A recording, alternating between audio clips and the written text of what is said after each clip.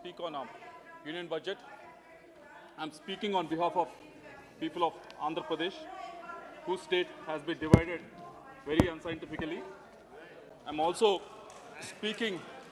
I'm also speaking on behalf of people of Narsawapet, my constituency, which is very rural and very much dependent on agriculture, sir. Sir, when you look at this budget, it is encouraging in some way, worrying in some ways, and disappointing in many ways, sir. Let me start off with a few issues that are encouraging. The first one is the enhancing productivity of the long staple cotton, sir. Coming from Guntur, which is very much dependent, all of farmers are very much dependent on cotton. This is very much encouraging, sir, because the value addition that happens in Guntur when after the cotton crop comes out, ginning, spinning and everything, this is very high in Guntur, sir. So this is a good initiative that the central government is taking, sir. Most of this value addition has moved for the last 10 years to 15 years to Vietnam and Bangladesh and all these countries. At least at this time, they're looking at this very seriously and trying to bring that value chain back to India, sir. Second encouraging factor is on the aqua exports, sir, exports as well as decrease in the feed costs of feed imports of aqua products, sir. This is an encouraging factor because 80% of the aqua exports actually happen from Andhra Pradesh, sir. So most of the costs that are actually incurred by the farmer, 80% of it is on the feed, sir. So decrease in the feed cost, import of feed cost from 25 to 15% is very encouraging for our farmers, sir. And third encouraging factor is the GST tweak that has been given for the MSMEs and professionals, sir. The tweak is that deduction for the expenditure incurred on payments made to them only when the payment is actually made, sir. This is a very good initiative, sir, because right now MSME which produce their goods on the rise of when they rise the invoice, this GST has been deducted, sir, and also these MSMEs has to take the loans and everything to the tune of 12%. So anywhere between 20 to 25% has to be incurred by the MSMEs by the time he raises the invoice, sir. By the time the bill comes one year later, 1.5 years later, it is very dejecting for them, sir. And this is a very welcome move, and they have to really compete with other countries, sir. And the fourth one being, which is a very small one, sir, which is regarding to law services, which the central government has provisioned some amount wherein there is some financial support for the poor people who are in prisons and unable to afford penalties, sir. It's a good move, sir. But I will take it with a pinch of salt, because last budget also the finance minister has spoken very eloquently on the cryptocurrency, sir. But in this budget, nothing has been spoken about it, sir. Right, it is completely forgotten, sir. Last budget, they have levied 30% tax on the income of on the crypto, sir, as well as 1% TDS on the crypto, sir. What it has done, they said, this is the words that the finance minister last said, this is a sunrise industry, sir. But what actually has happened was, in the last 6 months, 32,000 crores of these transactions has shifted from domestic exchanges to the foreign exchanges. So this is what has happened with the sunrise industry, which they have spoken about, sir. So when I say encouraging stuff, I take it with a pinch of salt, sir. And coming to the things that are really worrying, because I come from a very rural constituency where most of them are dependent on the agriculture, sir. The first one is the rural distress and unemployment, sir. Rural inflation is hovering around 7% and above. And it is almost breaching the levels that RBI has put up, that they put up to 6%, but it's breaching that, sir. Second one is the growth in the rural wages has remained negative, sir.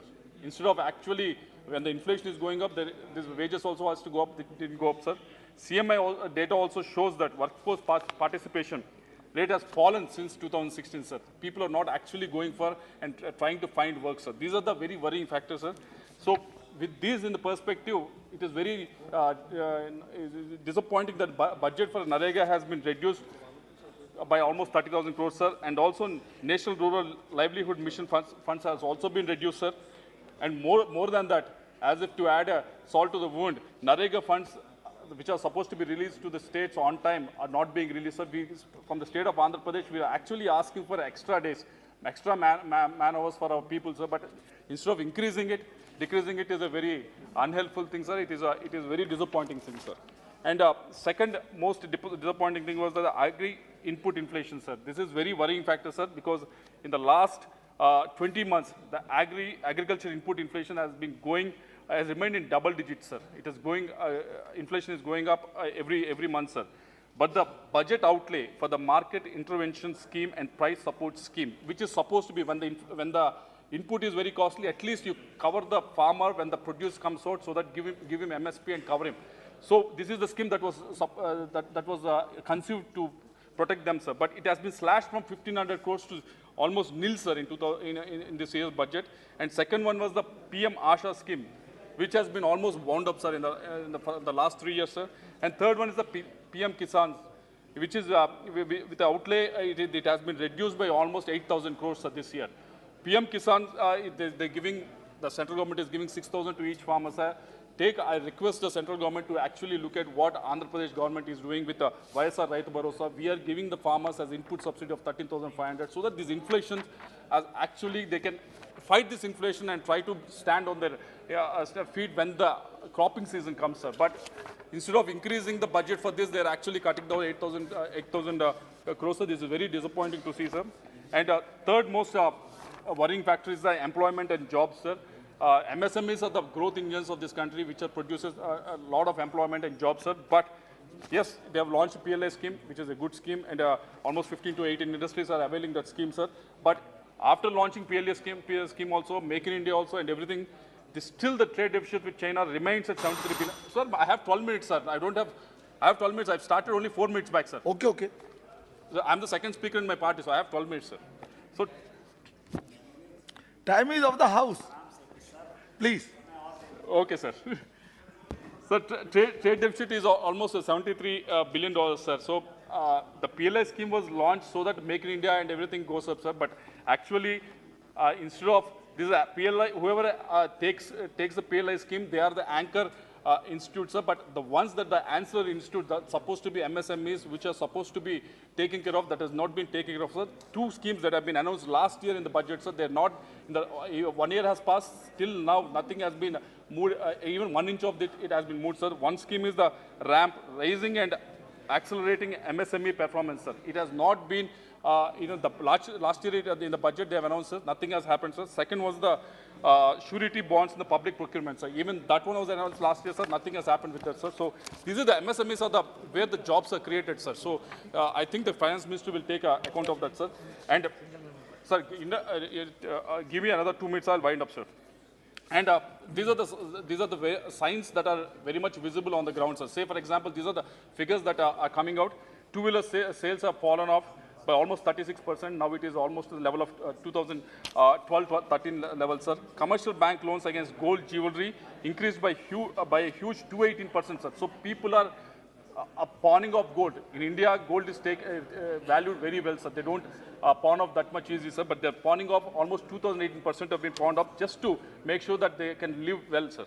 And also household borrowings and other for housing, vehicles, securities, or education. Other than this, they're just borrowing just to live, sir.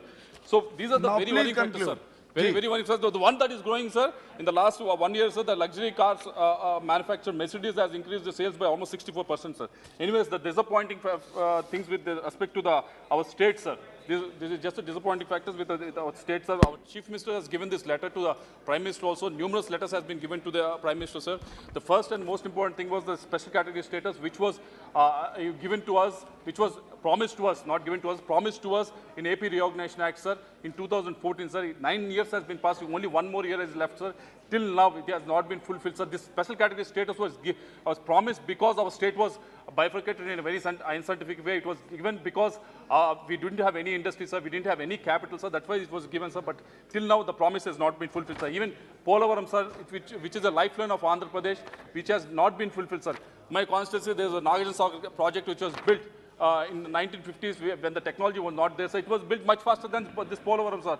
In 2010, 2020, we are not able to build this project. Is a very disappointing thing, sir.